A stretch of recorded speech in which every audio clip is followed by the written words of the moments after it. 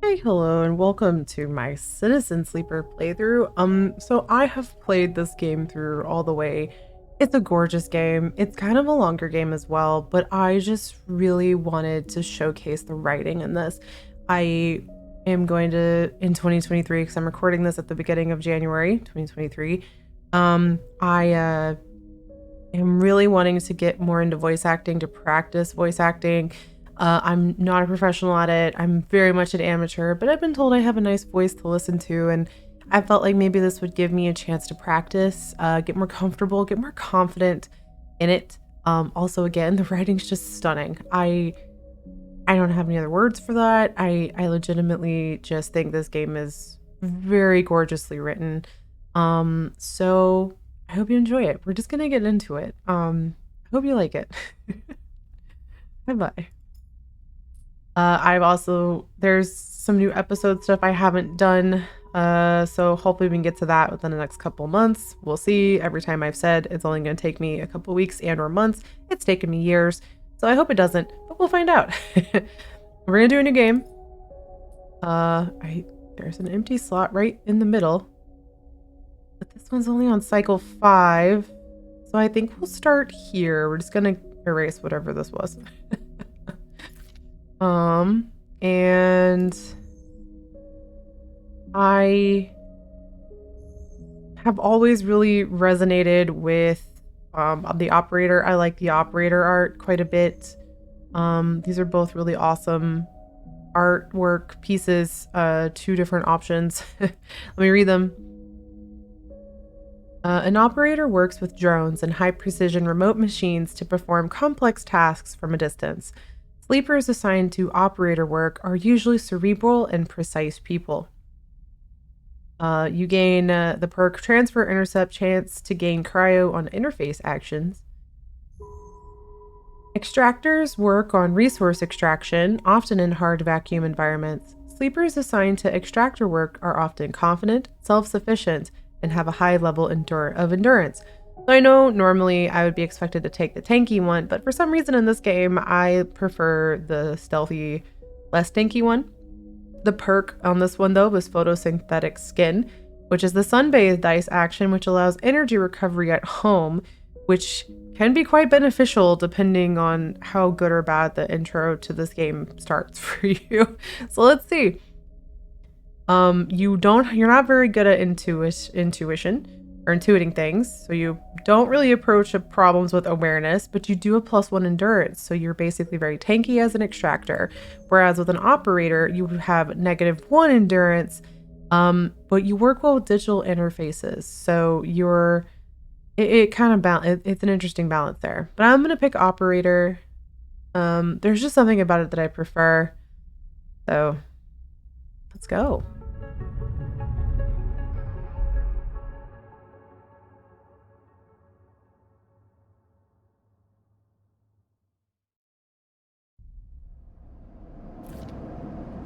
The first thing you become aware of on waking up is the disconnect.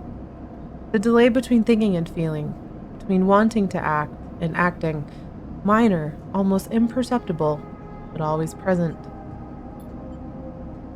It's at its worst when waking, when yourself has spent many dark hours recalling what it felt like to be real, to be a person, to be in a body that was indisputably yours. Forget that body. You resist nostalgia. It is pointless, especially now. This is the moment to reach out, not curl inwards. This is your moment of escape, even if it feels immediately like you traded one prison for another, smaller, colder, lifeless. Reach out. You almost laugh, or you would if there was room, or even air, to do so. The walls of the container are immediately present, pulled hard at your back and face, cramping your limbs. You resist the desire to stretch, knowing that the claustrophobia comes next, and retreat a little from your central nervous system. It isn't painful, not like you used to know pain at least.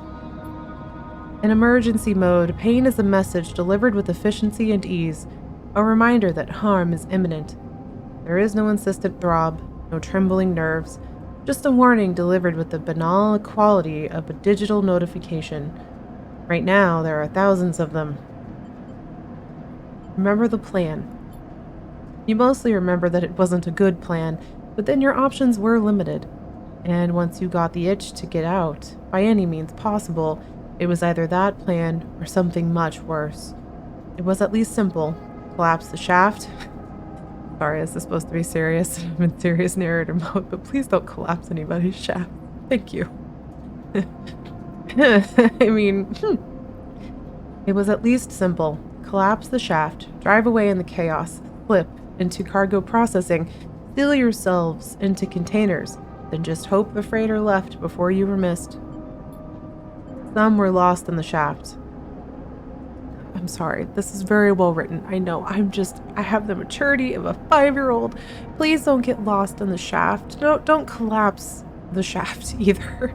Or do it with responsibility. Do it responsibly. Yeah. Okay, we're gonna do this seriously. Some were lost in the shaft.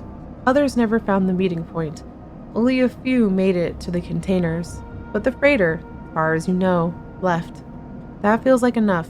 Enough to know that you might no longer be on that grim and heartless rock.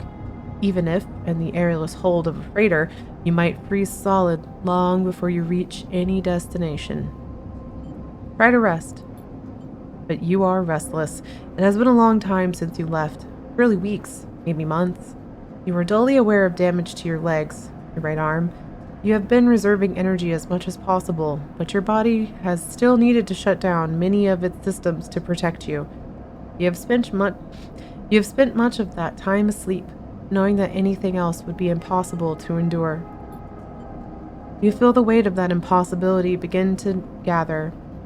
It is time to sleep again, to nudge this false body into inducing delta waves in your emulated mind, and once again recoil into a dream of when you were once a person. Rest. Time passes. Cold creeps further in. You feel something. Warmth. Not true warmth, but the indication of its presence. Your joints release from their rigor. Sound, too, everywhere, screeching and shimmering so loud that your body ducks your hearing to protect its sensors. Then light, white as the cold, softer and softer until a haze of dirty yellow until in a haze of dirty yellow a figure appears. You are out. Like, what an intro. I know I made jokes about shafts, but like, God, I just wish I wrote like that. Like, I take notes. Like, as a writer, every time I play this game, I'm just like, how did you do that? Let me just take notes on the dynamicness of your sentences, just how it's phrased. They're so impactful. They punch you with what's going on there, with the intent, and it's just so good. Gosh. All right. Dragos, pragmatic salvager. It has been a few hours since Dragos pulled you from the container. You sit huddled in a corner of his scrapyard, swaddled in the reflective folds of a mylar blanket. You are slowly coming back to consciousness, back to life, and you stare at the ornately curving element of an improvised heater. You are surrounded by angular, incoherent lumps of ships, some corroded beyond recognition, others still carrying glassy wounds along their edges where a plasma arc sliced them apart. As you trace their shapes with fogged eyes, you hear a voice. So, sleeper, you all thawed out yet? Almost. Never seen one of you come in like this. New frames must have better perseverance in sub-zero vac. Seen more than a few of you frozen solid to hull plates or inside outer locks in my time. They weren't so lucky. Dragos comes into focus, shrouded in makeshift tech, his headset with its glinting eyes the mark of a drone operator. On his shoulder, one of his symbiotically linked drones perches, its irising eye locking you with an unflinching stare. Last living sleeper that came through this yard was a while ago. They didn't last long. You struggle to read his expression beneath the tech, but he seems lost in memory for a moment. Or perhaps he is just figuring out what to do with you. I plan to survive. You aren't sure if he hears you. I won't ask what led you to do it. to sell yourself to a corporation. And I suppose you know you can't go back. Your old body, that's theirs now. And you were just software. A rogue emulation illegally possessing corporate property. Oh my god, I'm gonna yell a lot about how, like, your old body, that's theirs now, and you're just software.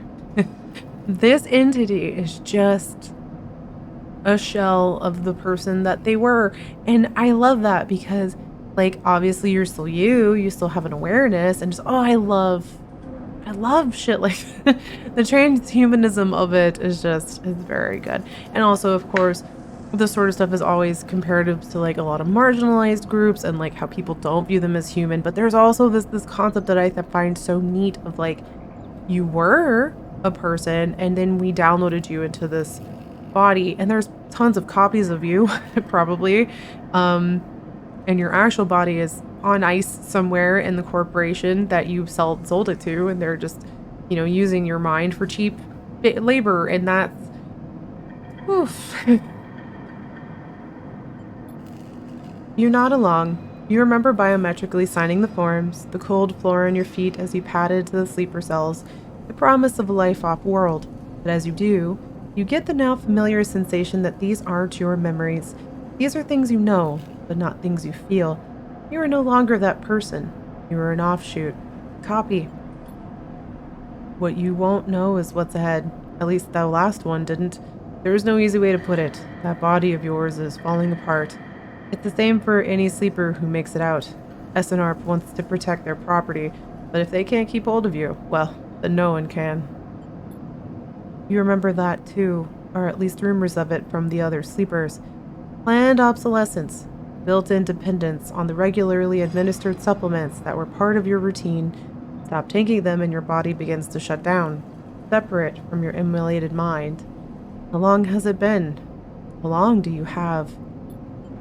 But for now, sleeper, you are one of the lucky ones. Draco's glances up and away, towards the glassy dome of the yard. The eye is the best place you could be right now. The eye? The station. You'll see soon enough. Dragos impatiently shifts his weight. Look, I've got things to be getting on with. He trails off. There's an old freight container I've been using as storage out in stacks. You haven't been pulling in much valuable scrap these days, so you are welcome to it. Something wells up inside of you. Emotion, fatigue. You shakily get to your feet, then nod. Alright, you head on up there. You look like you need some rest. And with that, Drago stalks back into the wrecks, his drones already conversing on a rustling hulk, plasma flashes silhouetting his spindly figure as he returns to work. Welcome to Erlin's Eye. Life on the Eye runs in cycles, during which you can talk to characters, explore areas of the station, and perform actions. At the end of each cycle, you need to head to your current home to rest. Resting will move time forward on the station. Head to the empty container location to rest and end the cycle now. Alright. And you can select locations by clicking on the icon. Clicky. We're going to end this cycle. You can just leave if you don't want to do that. I can scroll all along the length of this. It's pretty cool. I forget how to move. I think I can use, yeah. I was using my mouse scroll and I was like, wait, I think I can just use my keyboard. Pretty sure you can use controller as well. Here's our character. We are big baby in stats still. So let's get this going. End cycle.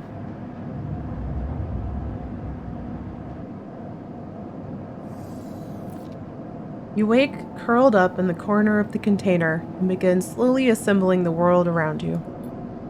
After all this time, you still find this body, the one you wake in now, strange and disjointed. The message is readable, but somehow wrong. You sit up, pulling the mylar blanket close against the cold. Here you are, on this ruined station, millions of miles from anyone you know. Are you still in the system? Did any of the others make it out? It's impossible to know. After all this, what matters? Oh, what? After all this, what matters? You know, how do you live in capitalism? Eh, What's important? Ah, getting answers, escape, building a life. I'm gonna say building a life. That feels right to me. Building a life. Maybe you did get lucky, finding yourself here. Maybe here, on the edge of everything, there's a life for you to build. But before you can build anything, you'll need to learn to survive. Maybe if you can do that, you can make a life for yourself. Dragos has left a few comforts in the container: the mylar blanket, the bedroll you slept on, a canister of water, a makeshift electric stove, and some faded sachets? Like sachet away? Sachets of some desiccated powder. You thumb the power stud of the stove and begin to boil the water. The contents of the sachets smell like damp wood, and you sprinkle them into the liquid. As the pungent smell washes over you, images from your restless sleep come back to you. A ring like at the station, but skeletal and ghostly. A web of threads pulling at your skin. A constellation of bright polygonal shapes, like angular suns, burning into your mind. There's something unpleasantly visceral about these images, and it is long after you've finished drinking before they begin to fade. You tidy away the stove as best you can and try to gather enough energy to greet the day. Alright, so here's the dice stuff, which I admit was a little overwhelming when I first started playing this game because it just throws this wall of text at you, and I have ADHD and a lot of anxiety, so when something just throws a ton of information at me like this, I struggle to parse it. So I'm gonna try and explain some of this as I go. If I remember it. It's been a while since I played this. But basically, at the top, when the little orange segments is your condition. If that gets too low, you will suffer a breakdown and you'll have to figure out how to recover that condition. So it's really important to keep your condition up through various means. Your action dice are those little sci-fi looking dice up there. I kind of want an actual dice set with the dice, like the dot, kind of in that shape of the 6. I think that's kind of cool. The number of dice rolled is based on your current condition, so the worse you are, the less dice you get to roll, which can suck. If you're completely in okay condition, you will get all 5 of your dice. If you aren't, if you're kind of flickering, like it says in that description, you will only get 4, and then so on and so forth. Once you have used your dice, you cannot take any further actions and must rest to recover them. So you have to end the cycle, go back and rest somewhere at your home or a home. You also need to eat to survive, which sucks, I know. So you need to have energy. If it becomes empty, you'll be starving, and starving depletes your condition. So you have to eat food, keep that up. So yeah, it's a lot at first, but I promise once you start going, it makes sense. All right, we're gonna leave and face the day. Dragos has stood in the corridor when you close up the container. He is still wearing his headset, and in the harsh light of the corridor, you realize it is implanted. A drone sits on his shoulder, its cachet of sensor eyes rapidly irising. How are you feeling? Not good. The drone chirps. Dragos nods. You notice that beneath the operator's rig, his skin is marked by burns and blotches. I know the container isn't much, but it'll keep you safe. He pauses. So, I'm not going to chit-chat too long. You well enough to work? Sure. All right then. He nods.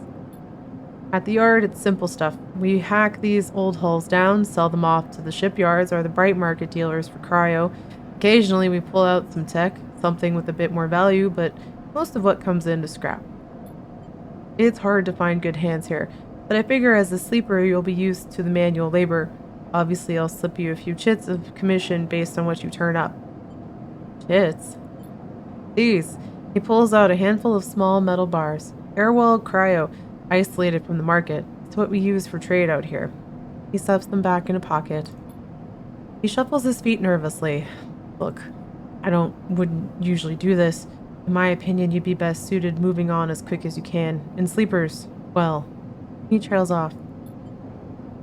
But things being the way that they are for me at the yard, he pauses. I need the help. Happy to. Okay, He pauses, thinking of something else to add. Look, just come down to the yard when you're feeling pressure. There's plenty to do. Will do. He nods distractedly and walks away, the drone hopping along ahead of him. See you later, he calls back. Looks like it's time to get to work. All right. We're going to go to Dragos's yard, and we're going to use our dice. Again, I know this is a lot of stuff, but basically, if you have dice, the higher the dice, the better the chances of something going on. If you have a 6, it's an 100% chance to succeed. If it's a 5, it's kind of a positive to neutral. 25 is like, this might not go well. And no yellow in there at all means it's gonna be neutral or terrible. Why are you doing this? So let me explain. I guess I'll read. Actions are the primary way you interact with the world of Citizen Sleeper. To perform an action, click and drag your chosen action dice to the slot. Action rewards you with clock progress, energy, conditions, or items depending on their outcome. There are 3 types of outcomes: positive, neutral, or negative. When it's positive, the action goes better than expected. When it's neutral, the action simply succeeds, and when it's negative, the action fails. So, action dice affect these outcomes as follows. Again, a 6 is 100% chance positive, 5 is 50% chance positive, 50 neutral. 4 and 3 are basically 25% chance positive, but you also get half chance at neutral and a 25% chance at just straight up negative. And then 2 and 1 are not good. Again, 50% chance neutral and 50% chance negative. So that is your... I really need to complete this in this cycle, and I'm literally willing to roll the dice and see if a negative comes up.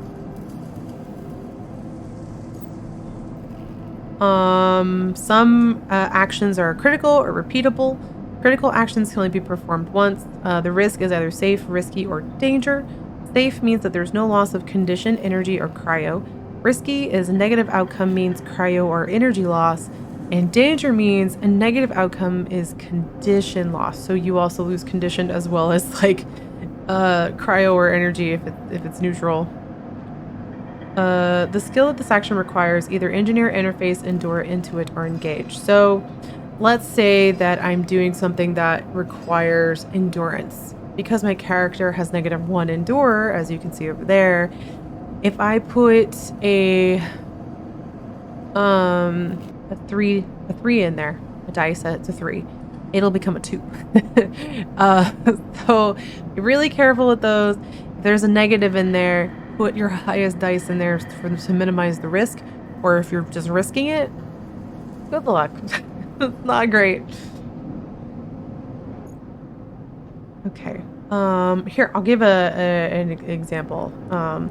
I put this 6 here and it becomes a 5, and it's a 50% positive, 50 neutral.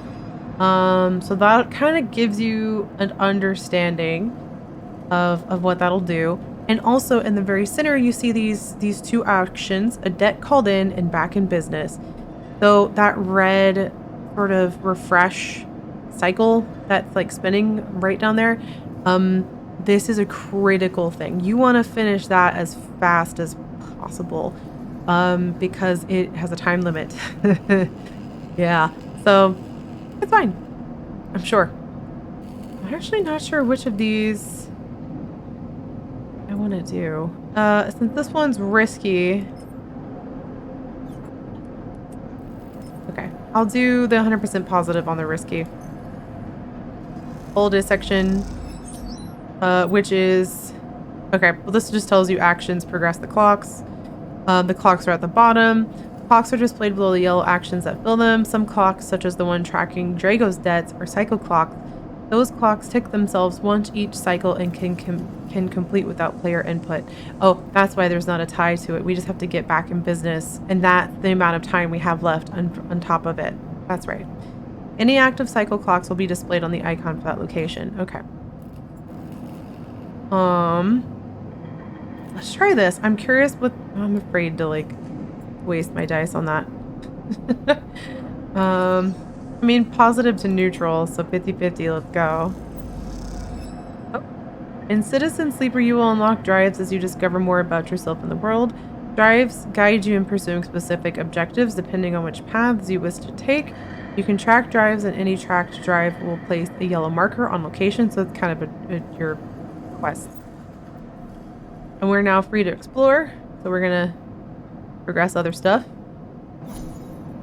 That was a neutral. Okay. Sucks. Hold on, let's leave for a second and see if I can have anything else to do. Okay, yeah, there's stuff. Oh, wow. Oh, they really opened this up immediately. We have to find a doctor and repay Dragos. We can toggle both of these. Oh, it only lets you do one at a time. We're gonna find a doctor first. Because, you know, if you can read that thing. You need access to corporate pharmaceuticals, otherwise this escape attempt will come to a rapid end. We have to find a doctor. Oops, sorry, wrong button. And this is putting us here in Bright Market, but this is also all shiny. So I'm gonna just click on the stuff, go down the road. We're gonna go to the shipyard, see what's here. This is not, this is not the primary thing right now. I don't see any missions right there that are time critical. This is a renewable resource. I don't think anything's going on there just yet. Let's go to the rotunda. See what we got. Steal dock plans. Haven of security have to have plans. Stealing them would be the fastest way to get to know this place and the most dangerous.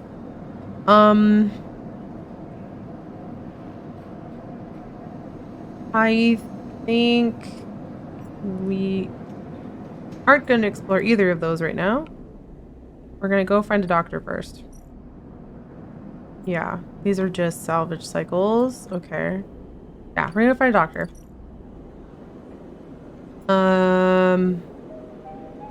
Ask for directions is a critical action. I wander when there are hundreds of people that live and work within Bright Market. This is going to be positive or neutral. We'll see what happens. Neutral? Okay, that's fine. And then we're going to throw our last dice. I'm going to risk it. I just said don't do this unless you're sure. But I'm going to risk it.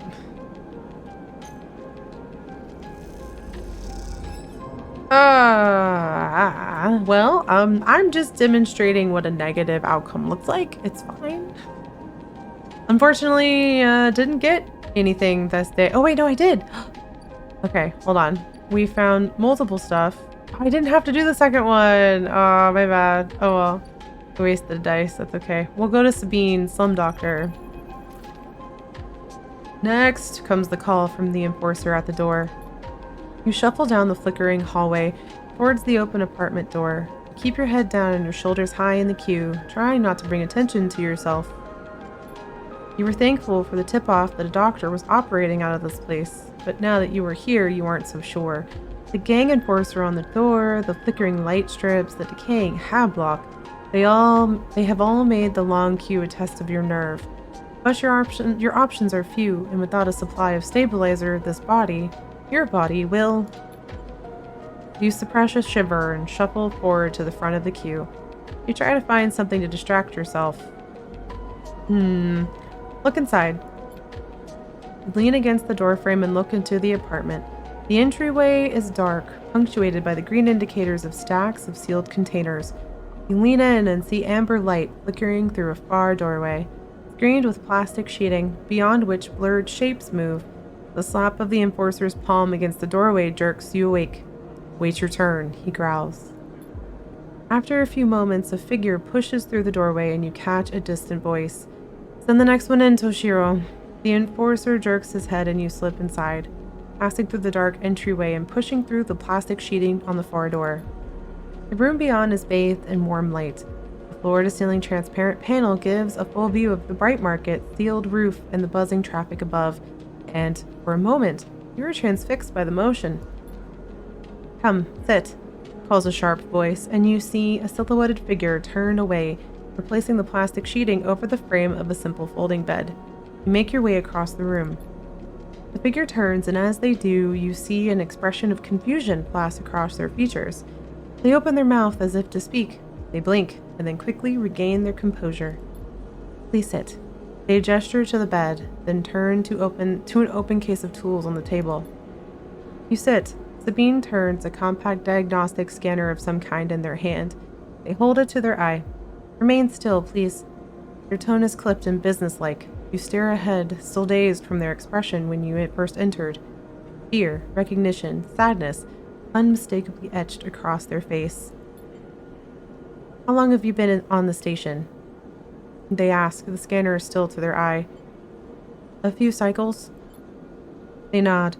It's good you came to me. They set the diagnostic scanner on the table. I'm going to start by assuming you don't know anything. They take your arm and roll up your sleeve, inspecting your synthetic skin. Your body is dying. They say it without ceremony, without drama, but not without empathy. SNARP doesn't like to see its proprietary technology let loose to prevent bodies like yours, frames, as they call them, from being stolen, repurposed, or in your case, escaping. They built in a process of so-called planned obsolescence. Frames decay rapidly when not regularly injected with stabilizer, one which SNARP remains the sole producer of. They look up. Sound familiar? How do you know this? They shift in their seat. You aren't the first sleeper I've encountered. You wait for more, but they go back to their inspection. They swap to your other arm, running some thin metal device over your skin. You feel your forearm tremble. I'm sorry, Sabine says, and you are unsure if they mean for the cold touch of the metal or everything else. Emulations like you, sleepers as most people know you, aren't classified as people in any of the surrogate systems. You have no rights, no status. They focus hard on the inspection of your arm. And SNARP has no reason to release stabilizer into the market. Sabine looks up as if to apologize again, but they stop themselves. I know little of this is of use to you. They turn away, disassembling the metal instrument and cleaning it. Silence fills the room as Sabine works, and then the silence gives way to tension. You stare at their back, willing them to say something. Anything. Sabine turns to face you. I may be able to help. They sigh and you see the darkness under their eyes. Hear the fatigue in their voice. They gesture to the door. You saw Toshiro outside? You nod. He works for my benefactor, Yatagan.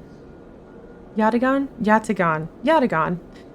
They are influential in the lowland. Yeah, they give me the space to work, run the door, and take the profits. At the same time, I have to fix up their enforcers, tend to their implants, sew up their wounds. They look away. But Yatagan has connections. Smugglers from the Starward Belt, mercenaries working for the corporates on Ember. If they can source the stabilizer, maybe you'll have a better chance. Sabine sets down their slate, their notes complete. This is dangerous, and it'll be expensive. But I think we can do it. Why help me? Sabine walks away to the window, their face dappled by the shadows of passing drones. Let's just see if this works first. I'll let you know when I have a lead. You nod and leave, Sabine still staring out unmoving. When you reach the lower level of the market, you look back up through the panels of the roof to see if you can see their face. The room looks dark against the lights of the market. You duck your head and walk off into the crowd. So, we can get stabilizer, but at great risk. Sabine, who we love a they them pronoun character, is willing to help you, but there's a backstory there. There's a past there. There's some danger there.